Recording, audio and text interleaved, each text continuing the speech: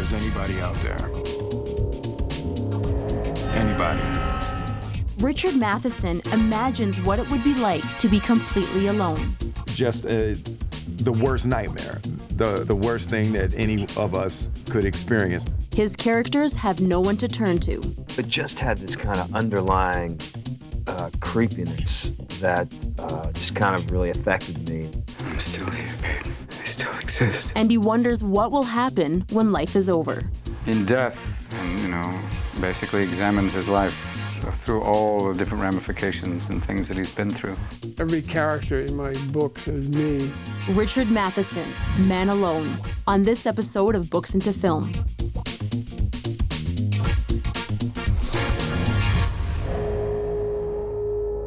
I haven't seen another person in 3 years.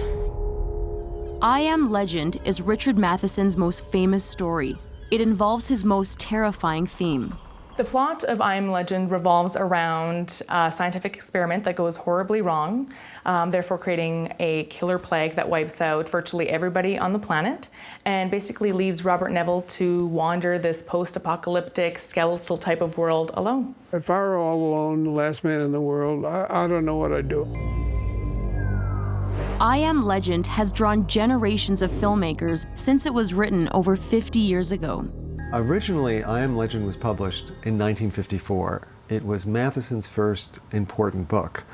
Its importance became clear later as it became a kind of cult novel. The idea of scaring the life out of people didn't bother me, and I was good at it. I Am Legend has been made into a movie 3 times. The Last Man on Earth, starring Vincent Price, my personal favorite. The Omega Man, starring Charlton Heston, and I Am Legend with Will Smith. They've never really done the book as I wrote it. The plot of Matheson's original book actually has Robert Neville surviving and the other survivors basically being turned into vampires, which kind of begs the question, since he's alone, who's the real monster, him or the vampires? Matheson's inspiration for the vampire tale came straight from old B movies. When I was a teenager, I saw a reissue of Dracula with Bela Lugosi. And when I saw it, it occurred to me, if one vampire is scary, what if the whole world is full of vampires? Matheson went to a doctor to research the validity of vampire lore, who basically told him in scientific terms that if there were to be a killer plague, that the victims would basically become shut-ins, afraid of the light, and the only way to kill them would be putting a stake right through the heart. The use of the stake opened up and allowed air into the system, and that's why they degenerated so rapidly. That's what killed them. The first adaptation came out in 1964. The Last Man on Earth starred Vincent Price. I thought he was miscast for I Am Legend. It just wasn't his style. He needed a more bravura type of role. Vincent Price's character protects himself from the vampires through all the traditional means, the garlic, the mirrors, and the wooden stakes in the heart. But Matheson's genius as a writer was to bring Dracula out of the castle and into the suburbs. In 1971, Warner Brothers Pictures tried a remake, The Omega Man, starring Charlton Heston. The second one was so far removed from my book that it didn't even bother me. The villains in this piece are not the completely crazed, angry, blood-sucking freaks of the original novel or of the earlier adaptation. This time they're cast as a kind of post-hippie, apocalyptic religious cult. Well, they weren't even vampires anymore. They were like albinos of some sort. When you think of Charlton Heston, you definitely don't think of the Omega Man. You think of sweeping classics like The Ten Commandments, Planet of the Apes, Ben-Hur. The Omega Man, unfortunately, is nowhere near at the top of the list. More than 30 years after The Omega Man, director Francis Lawrence made I Am Legend starring Will Smith. I guess what first appealed to me about the story was the idea of a man surviving alone in an urban environment. My name is Robert Neville. I'm a survivor living in New York City. The psychology of being the last man on Earth just intrigued me from the first time that I read this script. I had read Richard Matheson's novel, and so it's just something, for years I've really been interested in. God didn't do this. We did. Will Smith said, God didn't do this. We did. Man did. And that's pretty much, that's my whole attitude. This time, a cure for cancer creates the killer plague. It kills most people on Earth and turns millions of others into light-fearing zombies. They were very adamant about the fact that they were not vampires. They wanted to be victims of the plague, but who could not go out in the daylight. Just the worst nightmare, the worst thing that any of us could experience. Robert Neville has experienced it. Robert Neville is a classic Richard Matheson character.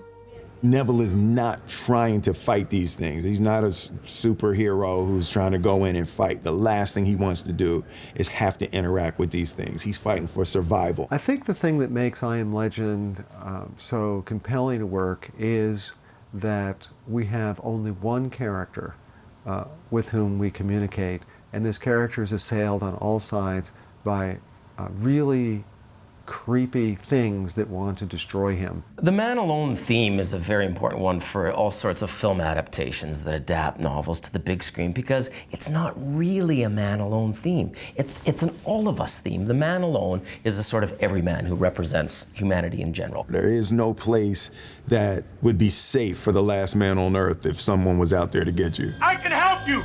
I can fix this! Let me save you! Smith's character is trying to find the cure for the deadly plague. With Neville, what we sort of decided was that this guy has kind of structured himself a routine. And he's very disciplined about that routine. He sort of sets alarms and he does certain things and he's very orderly and he keeps his house in order. And it's what sort of keeps him as sane as possible in a situation like this. Will Smith tries various things to stay in contact with other human beings that just aren't there. Morning, Hank. Midway through the G's. Most poignantly and sadly, he begins to talk to mannequins out of desperation. What the hell are you doing out here, Fred? What the hell are you? No! No! No! Matheson's book is set in Los Angeles, but the movie takes place in an empty New York City. Setting it in New York, I think, was quite an interesting idea. LA is really wide open, and you almost have the sense that you could get away in Los Angeles, where Manhattan, it's an island, and so you're trapped. It has that really claustrophobic sense of something could be around every corner. They were able to shoot I Am Legend in New York City, getting those fantastically haunting shots of one of the city's most populous human geographies, empty and devoid of human life, by stopping traffic, something fierce. And of course, not surprisingly, motorists responded terribly, and Will Smith was flipped the finger on many occasions. You realize that in your entire life, you've never seen an empty picture of New York. And it just gives so much depth and power to the idea and getting it inside to that scary place inside of all of us. Each generation of filmmakers has changed the I Am Legend story to reflect modern fears. The story of I Am Legend is still relevant today in a post-9/11 world because we have countries that are continuously flaunting their nuclear and biological warfare capabilities, and it almost feels like the clock is ticking. What are you doing? I'm supposed to dig. When we return, Richard Matheson brings Gothic spirits to modern suburbia.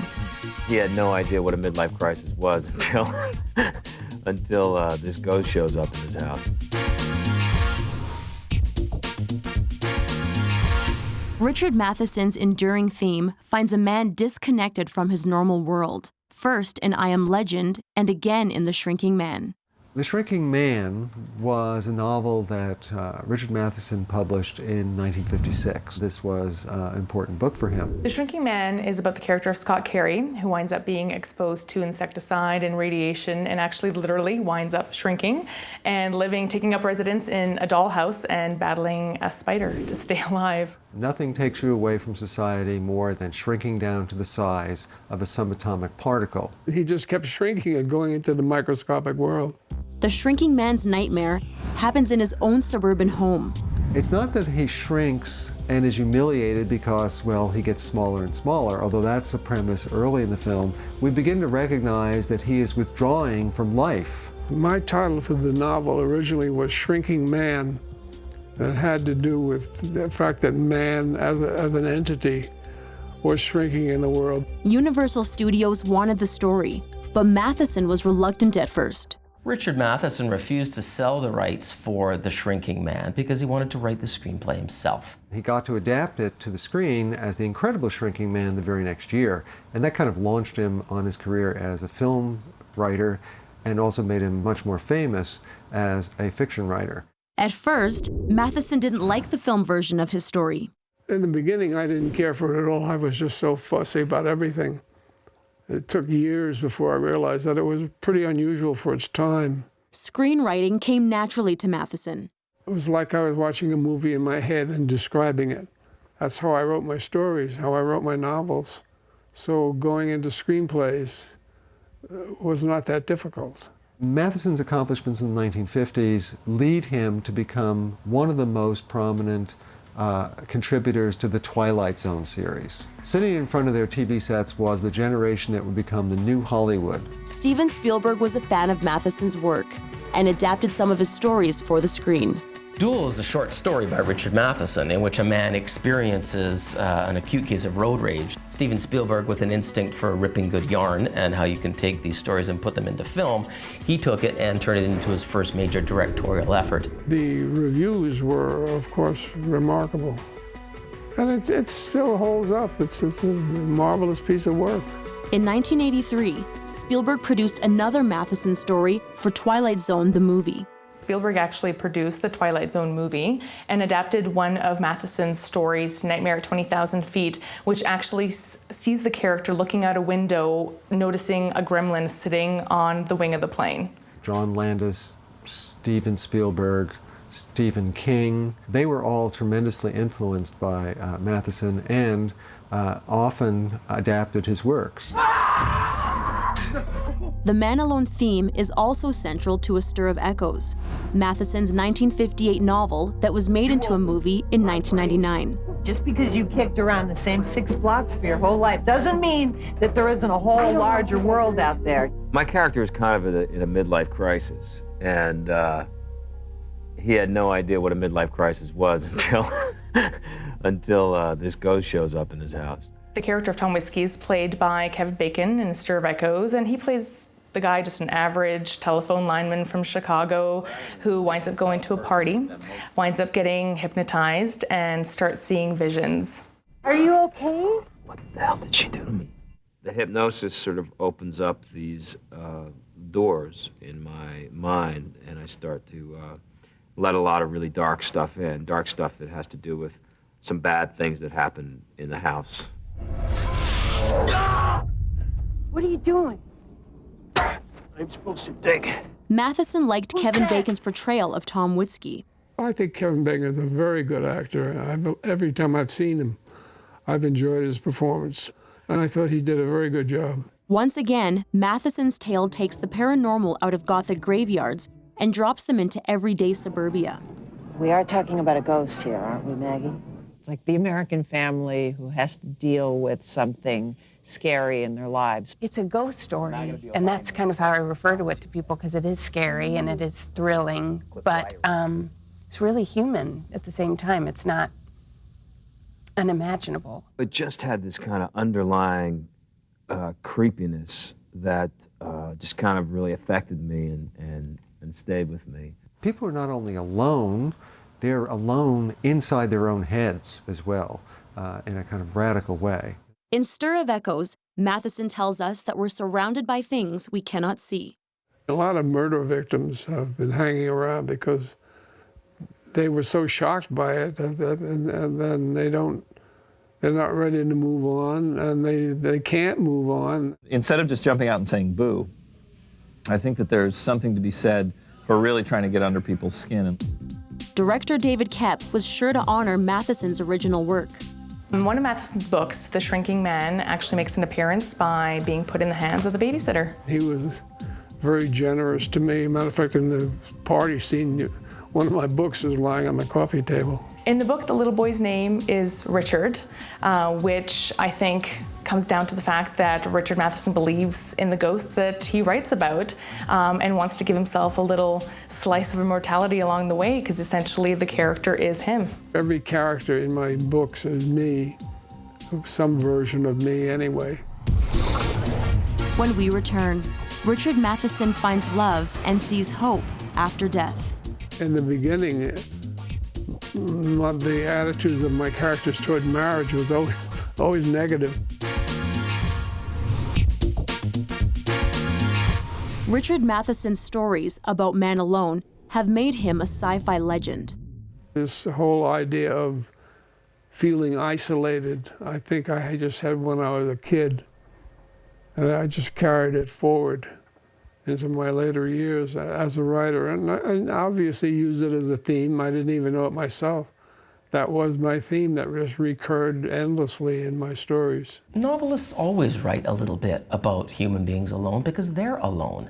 Novelists write alone. It's a strange, eccentric, and solitary activity. In the beginning, the attitudes of my characters toward marriage was always negative because I was single, and the whole idea of committing myself to a relationship where this woman could say, I want new furniture, I want this, I want that. You know, that's the way I thought back then, very limitedly. When Matheson met his wife, this Man Alone became more optimistic. After I got married, my stories were about men and women. Matheson had been married for over 20 years when he surprised fans with Bid Time Return in 1975. The fantasy love story was made into the film Somewhere in Time 5 years later. Christopher Reeve's character, Richard Collier, he sees a portrait of a once beautiful and once acclaimed film actress who is now dead. He travels back in time to the early 1900s to be with her.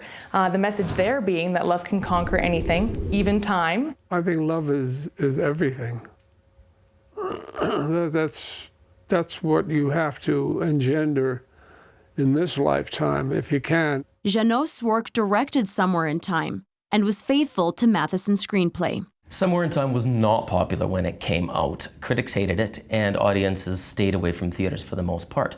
But it ran on cable television, and then it became a video rental, and the romantics got hold of it. And when the romantics catch on to a timeless tale of love, it will be like the lover that will never leave them. The reason Somewhere in Time worked out so well is they left my script alone.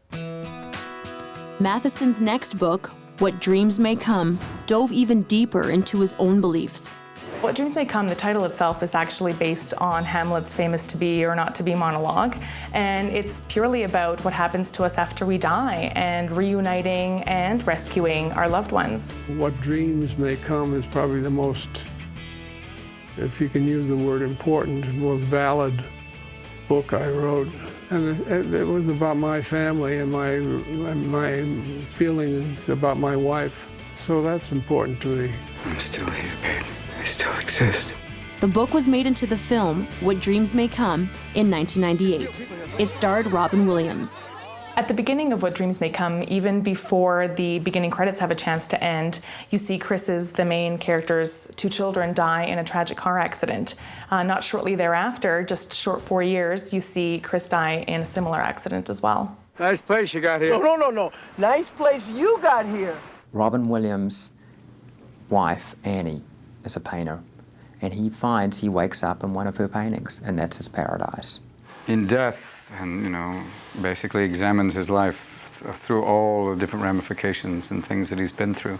After Chris Nielsen finds out that his wife's committed suicide, he decides to literally journey to hell and back to rescue her. He's alone without Annie, and she's in the wrong place, and so it's really a quest to get to her and get to hell. It's about not giving up. As he's taking the journey, he's also taking kind of an introspective journey of how did he deal with his life? How did he deal with the people he loved? The theme of the film is love conquers death, love transcends death. And in the overall view of the film, it's like something that we just briefly pass through, getting on our way to something else. For Robin Williams, the role of Chris Nielsen was a departure from his comedy roots. He described it as the most personal film he's ever done in terms of who he really is. I can fly. Yeah! It's your world! Oh. Woo! Matheson has a clear vision of what life after death is like. I think you have to examine what you've done, what you haven't done, who you've helped, who you've hurt, and you sort of sketch out a pattern for your next life. We all paint our own surroundings. You're the first guy I know to use real paint. Matheson didn't like how director Vincent Ward turned heaven into a gooey painting.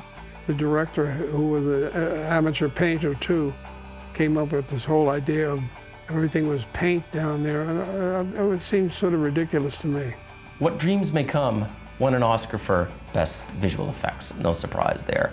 And it's interesting because filmmakers have always drawn on the works of great painters. If they had shot my book and my screenplay, which follows the book very closely, and Jeannot Swark had directed it, I think they'd have another Somewhere in Time on their hands. Richard Matheson's career has spanned decades and changed over time. As soon as I finished one genre, one area, I got bored and I had to do something else.